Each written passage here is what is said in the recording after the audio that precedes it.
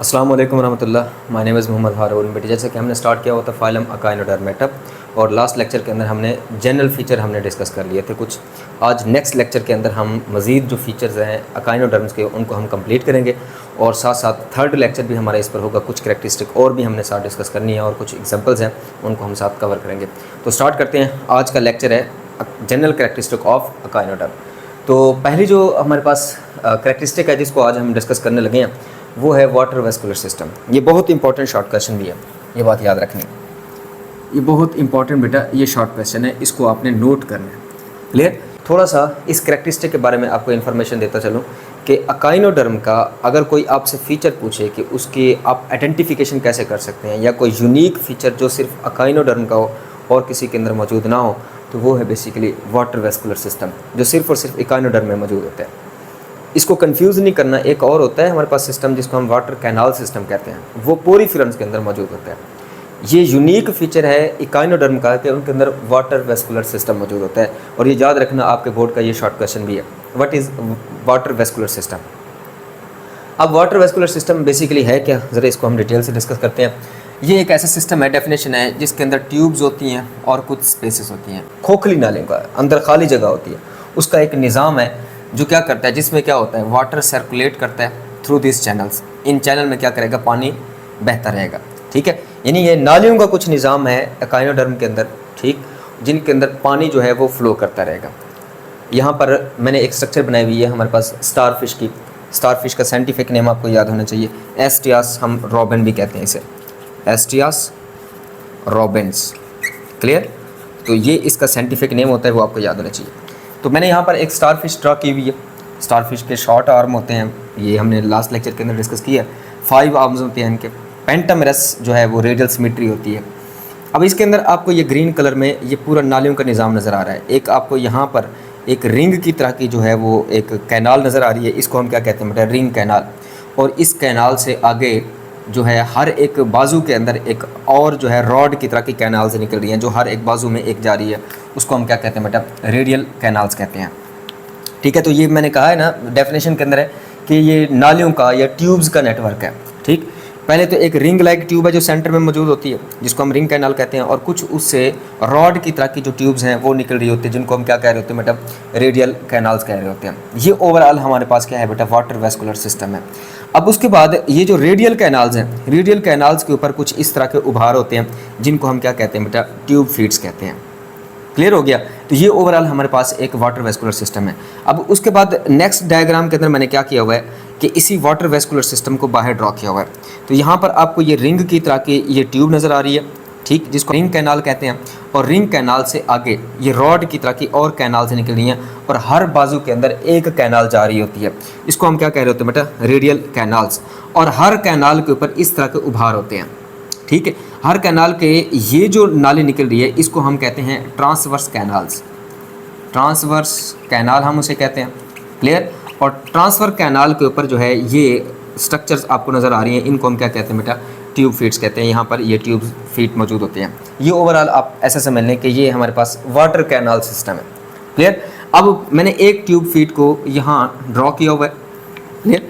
अब ये कैसे होता है, एक बैग की तरह का एक स्ट्रक्चर है, फूला हुआ हिस्सा होता है जिसको हम एम्प्यूला कहते हैं। ये ओवरऑल किसकी स्ट्रक्चर है, ट्यूब फीड की स्ट्रक्चर है। क्लियर? तो ये आपने याद रखना है, ये ट्यूब फीड है। ये एक बैग की तरह का स्ट्रक्चर है। ये जो बैग की तरह का फूला हुआ स्ट्रक्चर है इसको हम एम्पूला कहते हैं। और ये रॉड की तरह का जो स्ट्रक्चर है इसको हम क्या कहते हैं बेटा, पोडिया। और एंड पे क्या लगे होते हैं, ये सक्कर्स लगे होते हैं।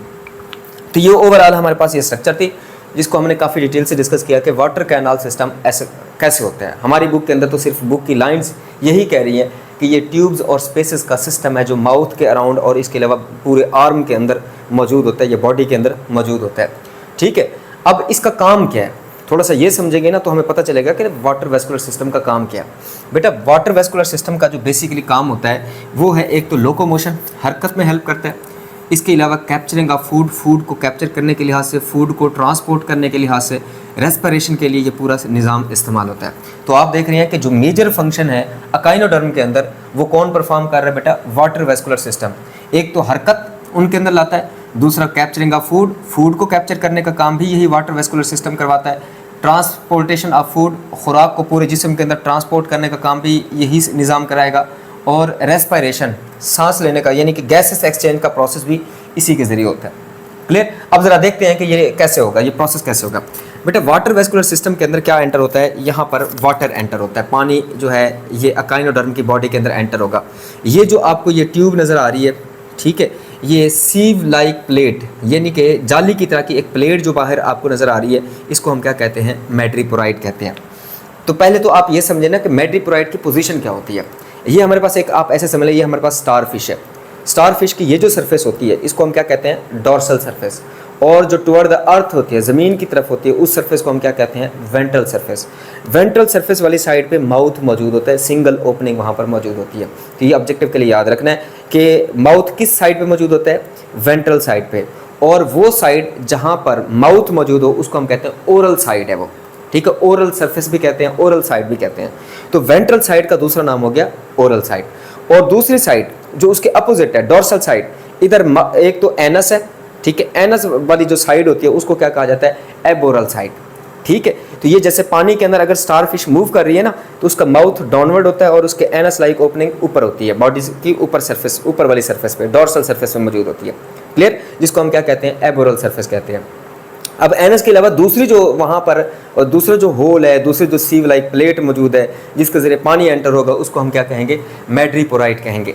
तो दो बातें आपने मैड्रीपोराइड के हवाले से ये याद रखनी है कि मैड्रीपोराइड कहाँ पर ये मौजूद है।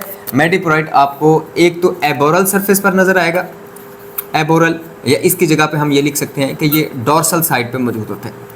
इसके ज़रिए पानी जो है वो इस वाटर कैनाल सिस्टम के अंदर एंटर होगा और फिर उसके बाद मैड्रीपोराइड को क्लोज कर दिया जाता है, बंद कर दिया जाता है, और ये जो वाटर है ये आगे रेडियल कैनाल्स के अंदर, ट्रांसफ़र कैनाल के अंदर फ्लो करता है और वहाँ से ट्यूब फीट में एंटर होता है। जब ये ट्यूब फीट में एंटर होगा तो वो ट्यूब फीट जो है वो फूल जाएगा, ठीक है, उसकी पोजीशन इरेक्ट हो जाएगी, बिल्कुल सीधी पोजीशन में आ जाएंगे। यानी ये हमारे पास है ना स्टार फिश, ठीक, छोटे छोटे यहाँ से कांटे निकले हुए होते हैं उसकी लोअर सरफेस पे, जिनको हम क्या कहते हैं, ट्यूब फीट कहते हैं, जिनकी वजह से ये हरकत कर सकेंगे। क्योंकि छोटे छोटे ट्यूब फीट सीधी पोजीशन में तब आते हैं जब वाटर वेस्कुलर सिस्टम के अंदर पानी भरता है और उसके अंदर जो प्रेशर है वो जनरेट किया जाता है। और इसके अलावा ट्यूब फीट की लोअर सरफेस पे, यहाँ इस साइड पे पोडियम के साथ सक्कर्स लगे होते हैं जहाँ से स्टिकी मटेरियल निकलता है और वो ज़मीन की सरफेस के साथ चिपकने के लिए इस्तेमाल होता है। तो इस तरह ट्यूब फीट जो है वो आगे क्या हेल्प करेगा बेटा, किसके अंदर, ये लोकोमोशन के अंदर। यहाँ पर मैंने एक टर्म इस्तेमाल की हुई है, अम्बुलेक्रल ग्रूव भी हम उसे कहते हैं। एम्बुलेक्रल ग्रूव क्या होता है, यहाँ पर ग्रूव का लफ्ज़ आपकी बुक के अंदर इस्तेमाल हुआ है, तो मैंने उस ग्रूव का पूरा नाम लिख दिया जिसको हम क्या कहते हैं, एम्बुलेक्रल ग्रूव कहते हैं। बेटा ये एक बात सुन लें कि जो हमारे पास स्टार फिश होती है उसके बाजू के अंदर जो है ना, अंदर की तरफ यानी बाजू के सेंटर में, दरमियान में, यहाँ पर एक खड्डे की तरह की स्ट्रक्चर होती है, ठीक है। तो उसको हम क्या कहते हैं, हम एम्बुलेक्रल ग्रूव कहते हैं। उनके अंदर क्या मौजूद होते हैं बेटा, ये आपको ट्यूब फीट जो नज़र आ रहे हैं वो मौजूद होते हैं। क्लियर। तो इस तरह आपने ये देखा है कि किस तरीके से पानी एंटर होता है वाटर कैनाल सिस्टम के अंदर और वहाँ प्रेशर कैसे जनरेट किया जाता है और उससे जो हमारे पास ट्यूब फीट हैं वो कैसे इरेक्ट होंगे और वो लोकोमोशन के अंदर कैसे हेल्प करेंगे। तो पहला काम तो ये हो गया। दूसरा है कैप्चरिंग ऑफ फूड, फूड को कैप्चर करना। बेटा इसमें जब पानी एंटर होता है ना तो उससे प्रेशर जो जनरेट होता है उससे जो ये इनके आर्म है इनके अंदर पावर जनरेट हो जाती है, फोर्स जनरेट हो जाती है, वो इरेक्ट पोजीशन में आ जाते हैं, ठीक है। और उसके प्रेशर की वजह से इनके अंदर एक पावर स्ट्रोक भी जनरेट हो जाएगा जिसको हम कहते हैं हाइड्रोलिक प्रेशर जनरेट हो जाएगा। क्लियर। अब ये फूड को कैसे कैप्चर करते हैं, इनकी जो फेवरेट खुराक है ना वो म्यूजल्स हैं, यानी कि जो पर्ल हैं, जो जिसे हम कहते हैं सीप वगैरह, वही इनकी फेवरेट खुराक हैं। और आपको पता है उनकी जो बॉडी होती है शेल्स की बनी हुई होती है, तो ये क्या करते हैं अपने उस बाजू को वो क्या करते हैं उस म्यूजल्स के गिर्द ऐसे उसको कवर कर लेते हैं। और इससे क्या होता है कि वो शेल इतना सख्त होता है कि वो खुलने का नाम नहीं लेगा, ज़ाहिर बात है वो अपने आप को प्रोटेक्ट करेगा। फिर ये क्या करते हैं अपने उन बाजों से जो है वो ज़ोर लगाएंगे, तो फोर्स जो जनरेट होती है वो बेसिकली कौन जनरेट करवाता है, यही वाटर वेस्कुलर सिस्टम ही होता है जो फोर्स जनरेट करता है। 8-10 मिनट तक ये मुसलसल फोर्स अप्लाई करेंगे किन के ऊपर, ये जो म्यूजल्स हैं इनके ऊपर, और उनके शेल ओपन हो जाएंगे और अंदर वाले हिस्से को ये क्या कर लेंगे, सक कर लेंगे, क्योंकि साथ इनके माउथ अटैच होता है। तो इस तरीके से फूड को कैप्चर करने का काम भी कौन करवाता है बेटा, वाटर वेस्कुलर सिस्टम करवाएगा। इसके अलावा फूड को ट्रांसपोर्ट करने का काम भी, जब खुराक हजम हो जाएगी तो पूरी बॉडी में जो डाइजेस्टेड फूड है उसको वाटर वेस्कुलर सिस्टम में फैला दिया जाता है। फिर ये वाटर वेस्कुलर सिस्टम पूरी बॉडी के अंदर क्या करता है, इस फूड को सर्कुलेट करवाता है। तो ट्रांसपोर्टेशन ऑफ फूड का काम भी कौन परफॉर्म करता है बेटा, वाटर वेस्कुलर सिस्टम परफॉर्म करेगा। इसके अलावा रेस्पिरेशन का मैकेनिज्म भी यहाँ पर वाटर वेस्कुलर सिस्टम परफॉर्म करा रहा है। कैसे, वाटर वेस्कुलर सिस्टम की जैसे ये जो हमारे पास ट्यूब फीट हैं ये ऐसे फूल जाएंगे, ठीक है, इनकी जो सरफेस होती है बड़ी बारीक होती है, तो वहाँ से आसानी से गैसेस एक्सचेंज हो सकेगा। तो रेस्पिरेशन के प्रोसेस के अंदर भी वाटर वेस्कुलर सिस्टम यहाँ पर इस्तेमाल होगा। इसके अलावा डर्मल जो है वो ब्रेंकियाई भी होते हैं, इसके अलावा और स्ट्रक्चर्स भी होती हैं जो कि रेस्पिरेशन के लिए इस्तेमाल होते हैं। बहरहाल हमारी बुक कह रही है कि रेस्पिरेशन के लिए कोई ऑर्गन इनके अंदर मौजूद नहीं है, जनरल बॉडी सरफेस से होगा। क्यों होगा, क्योंकि हमें पता है कि ट्यूब फीट की जो सरफेस होती है बड़ी बारीक किस्म की होती है, इसलिए वहाँ से आसानी से गैसेस एक्सचेंज हो सकेगा। तो ये कुछ डिटेल आपसे शेयर करनी थी वाटर वेस्कुलर सिस्टम की, जो कि अगले टॉपिक से रिलेटेड भी है। तो चूँकि इसमें हमने काफ़ी डिटेल से डिस्कस कर लिया है, तो हम साथ साथ उस बुक वर्डिंग को ही आगे फॉलो कर लेंगे। तो ये पहला फीचर था वाटर वेस्कुलर सिस्टम, जो कि मोस्ट इंपॉर्टेंट भी है और अकाइनोडर्म की पहचान भी है। उसके बाद नेक्स्ट वन जो फीचर हम डिस्कस करने लगे बेटे वो है लोकोमोशन, जिसको अभी हमने डिटेल से डिस्कस किया कि इनके अंदर मोटाइल सिपिशी के अंदर जो है वो हरकत कैसे होती है। तो आपने बताना है बेटा ये ट्यूब फीट्स के ज़रिए इनके अंदर हरकत होगी। तो बेसिकली ट्यूब फीट हैं क्या, ये एक सैक लाइक थैली की तरह की स्ट्रक्चर्स हैं। ये सारी वर्डिंग जो है वो आपकी बुक की है। अब मैंने यहाँ पर जो है दोबारा वही एक ट्यूब फीट को ड्रॉ किया हुआ है। इसका ये जो फूला हुआ हिस्सा है इसको हम क्या कहेंगे, एम्प्यूला, और रॉड की तरह का जो स्ट्रक्चर है इसको हम क्या कहते हैं बेटा, पोडियम। और यहाँ पर क्या लगे होते हैं, सक्कर्स, और सक्कर से क्या निकलता है बेटा, ये स्टिकी मटेरियल है, ठीक है, जो उसे ग्राउंड के साथ अटैच होने में उसकी हेल्प कर रहा होगा, और इससे आगे हरकत पैदा होती है ट्यूब फीट्स का इस्तेमाल करके, ठीक है। ये जो स्पीशीज़ हैं ये हरकत कर सकती हैं। उसके बाद नेक्स्ट फीचर है हमारे पास ब्लड वेस्कुलर सिस्टम। क्या इनके अंदर खून को ट्रांसपोर्ट करने वाला निज़ाम भी है, ठीक है, मटेरियल को ट्रांसपोर्ट। तो इनके अंदर सर्कुलेटरी सिस्टम जो है पुअरली ऑर्गेनाइज्ड है, इतना कोई ख़ास बेहतर वेल डेवलप जो है वो सर्कुलेटरी सिस्टम नहीं होता। फिर क्या है, इनके अंदर open type of blood circulatory system मौजूद होता है। ये लाइन सिर्फ एक्स्ट्रा नॉलेज के लिए आपके साथ शेयर की है, लेकिन ये आपकी बुक की वर्डिंग है कि अब इनके पास सर्कुलेटरी सिस्टम इतना ज़्यादा वेल डेवलप नहीं होता।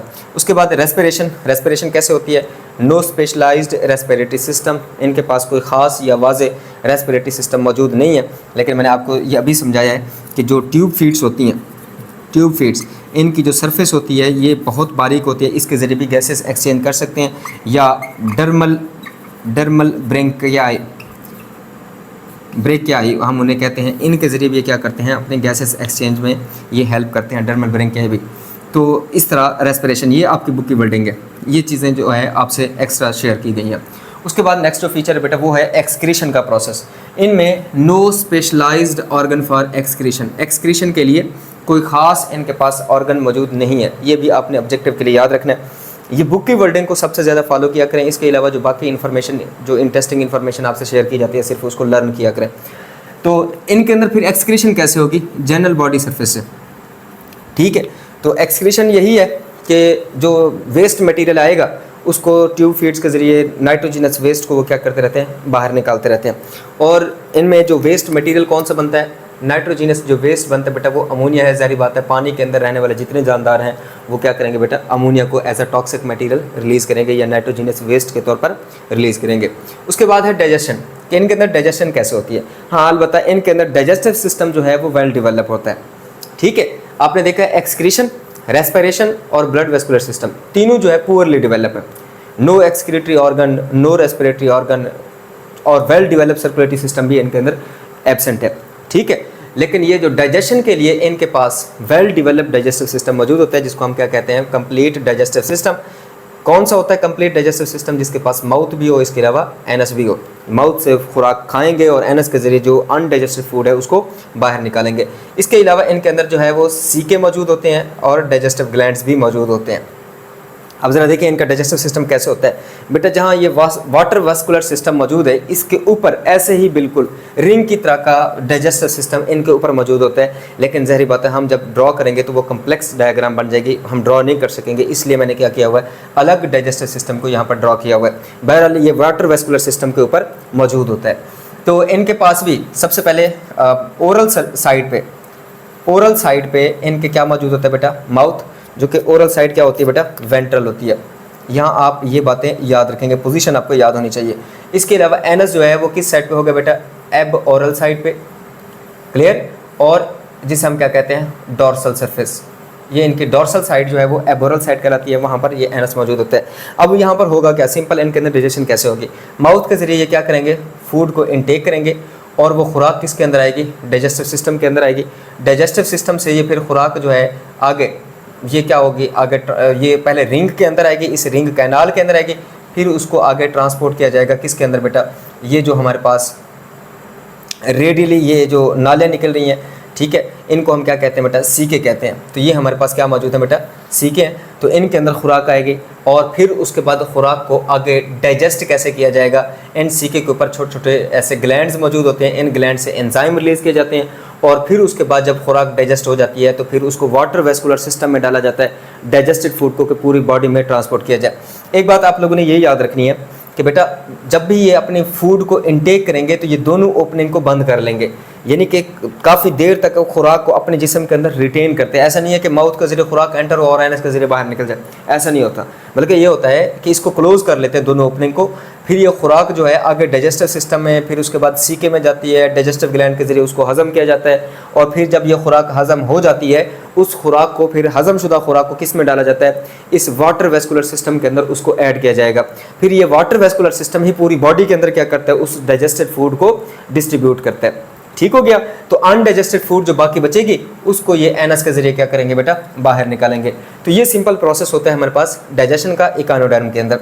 उसके बाद अगर हम बात करें नर्वस सिस्टम की, तो इनके पास कोई ब्रेन नहीं है। उससे पहले हमने देखा था कि ब्रेन भी मौजूद होता है, काफ़ी वेल डेवलप्ड नर्वस सिस्टम भी हमने देखा है, लेकिन उतना डेवलप नहीं होता जितना वर्टिब्रेट के अंदर होता है। बहरहाल उनके अंदर काफ़ी ज़्यादा जो है कम्प्लेक्सिटीज़ हमें देखने को मिली थी। बहरहाल अकाइनोडर्म के अंदर ऐसी कोई कम्प्लेक्सिटी है नहीं, ये सिंपल किस्म के ऑर्गेनिज्म है। इनके पास कोई ब्रेन नहीं होता, बल्कि इनके अंदर एक नर्व रिंग होती है। ये हमारी बुक की लाइन है। तो नर्व रिंग से कुछ आगे रेडियल नर्व निकलती हैं जो हर एक आर्म के अंदर जा रही होती है। तो आपको पता है कि वो उनका वाटर वेस्कुलर सिस्टम भी रिंग की तरह का होता है, डाइजेस्टिव सिस्टम भी रिंग की तरह का होता है। वहीं पर जो नर्वस सिस्टम है, जो नर्व्स हैं, वो भी रिंग की फॉर्म में पहले मौजूद होगी। नर्व रिंग जिसको हम कहते हैं, ये हमारे पास क्या होगी बेटा, नर्व रिंग हो गई। और फिर उसके बाद हर नर्व रिंग से कुछ हमारे पास रेडियल नर्व्स निकलती हैं। रेडियल नर्व जो आगे किसकी तरफ जा रही होती हैं, इन आर्म्स की तरफ जा रही होती है, इन बाजू की तरफ जा रही होती है। क्लियर। तो ये इनका सिंपल सा हमारे पास नर्वस सिस्टम है। इस कंपैरिजन को देखकर ये बात तो दिमाग में ज़रूर आ रही है कि आप पिछले फाइलम को देखो, फाइलम मोलस्का और आर्थ्रोपोडा को अगर आप गौर से देखें ना, तो उनके अंदर कम्प्लेक्सिटी बहुत ज़्यादा होती है। ठीक है। तो पहले शुरू के जो जानदार थे वो सिंपल आ रहे थे, ऐसा ऐसा कम्प्लेक्सिटी आती जा रही थी, लेकिन यहाँ तक जब हम पहुँचे हैं, इनके अंदर अचानक जो है वो सिंप्लिसिटी हमें देखने को मिल रही है। हालांकि फिर इसलिए हमारी बुक की लाइन कह रही है कि इनको होना कहाँ चाहिए, एनालिडा से पहले होना चाहिए, फाइलम एनालिडा से पहले होना चाहिए, लेकिन हमने इसे रखा हुआ है किसके अंदर बेटा, ये हेमिकॉर्डेटा से पहले, जो कि आगे वर्टिब्रेट शुरू हो रहे हैं। तो हमने इसकी पोजीशन ये फिक्स क्यों की है, ये हम देखेंगे नेक्स्ट लेक्चर के अंदर। कि इनके अंदर हालांकि सिस्टम तो सारा सिंपल आ रहा है, आना चाहिए कम्प्लेक्सिटी की तरफ, लेकिन इतना सिंप्लिसिटी भी है, फिर भी हम उसे हेमिकॉर्डेटा के साथ रख रहे हैं। इसकी रीज़न क्यों है, ये हम नेक्स्ट लेक्चर के अंदर इंशाल्लाह डिस्कस करेंगे। तो उसके बाद जो नेक्स्ट फीचर हम डिस्कस करने लगे बेटा, वो है हमारे पास रिप्रोडक्शन का प्रोसेस। जी, तो रिप्रोडक्शन इनके अंदर कैसे होती है, इनके अंदर जो सेक्सेस हैं वो सेपरेट होते हैं, ये बुक की वर्डिंग है। तो हम सिंपल कह सकते हैं कि ये जो जानदार होते हैं डाइशियस हैं, यानी यूनिसेक्सुअल हैं, मेल और फीमेल अलग अलग होंगे, मेल और फीमेल अलग अलग होंगे। क्लियर। और फर्टिलाइजेशन की बात करें तो फर्टिलाइजेशन इनके अंदर एक्सटर्नल होती है, ज़्यादातर एक्वेटिक इन्वायरमेंट के अंदर एक्सटर्नल होती है, लेकिन ये मत समझना कि जो भी पानी के अंदर रहता है उसके अंदर एक्सटर्नल फर्टिलाइजेशन होती है। कार्टिलेजिनस फिशेस के अंदर इंटरनल फर्टिलाइजेशन होती है। तो ये बात आप लोगों ने याद रखनी है। डेवलपमेंट की बात करें तो इनके अंदर इनडायरेक्ट डेवलपमेंट होती है। ये बार बार हम ये चीज़ें डिस्कस करते हैं, इसलिए आप लोगों को ये चीज़ आप भूलनी नहीं चाहिए। तो इनडायरेक्ट का क्या मतलब है कि जो जानदार है वो लार्वल स्टेज में पहले जाता है, फिर उसके बाद आगे अडल्ट बनता है, तो इसको हम कहते हैं इनडायरेक्ट। डायरेक्ट डेवलपमेंट ये होती है कि भाई कोई जानदार है वो अपने अडल्ट से मिलता जुलता होता, ठीक है, जैसे बच्चा पैदा हुआ अपने वो बड़ों जैसा दिखाई दे रहे, ठीक है, तो ये डायरेक्ट डेवलपमेंट है। लेकिन अगर पहले लार्वा बने और फिर उसके बाद वो अडल्ट में तब्दील हो, इसको हम कहते हैं इनडायरेक्ट डेवलपमेंट। तो इनके अंदर लार्वा कौन से बनते हैं, दोनों लार्वा के नाम याद होने चाहिए क्योंकि बोर्ड में शॉर्ट क्वेश्चन के लिए पूछे गए हैं। बाइपिनेरिया लार्वा और ब्रैकियोलेरिया लार्वा, ठीक है। और इसके अलावा और भी इसके अंदर जो है वो लार्वा बनते हैं, पिलोटस है और आरिकुलेरिया है और इसके अलावा डोलियोलेरिया भी है। तो ये मुख्तलिफ तरह के लार्वा हैं जो कि हमें इनके और मेंबर्स के अंदर देखने को मिलते हैं। तो ये हमने काफ़ी डिटेल से जो इनके अंदर ऑर्गन सिस्टम्स मौजूद हैं, अगर वो एब्सेंट हैं तो फिर वो प्रोसेस कैसे हो रहा है, और इसके अलावा अगर वो प्रेजेंट हैं तो उनके अंदर कम्प्लेक्सिटी कितनी हद तक है, इसको हमने काफ़ी डिटेल से डिस्कस किया। होप सो आप लोगों को ये लेक्चर पसंद आया होगा। इंशाल्लाह नेक्स्ट लेक्चर के अंदर जो बाकी फ़ीचर्स रह गए हैं उनको हम डिस्कस करेंगे। तो आज के लिए बस इतना ही है, इजाज़त दीजिए, अल्लाह हाफ़िज़।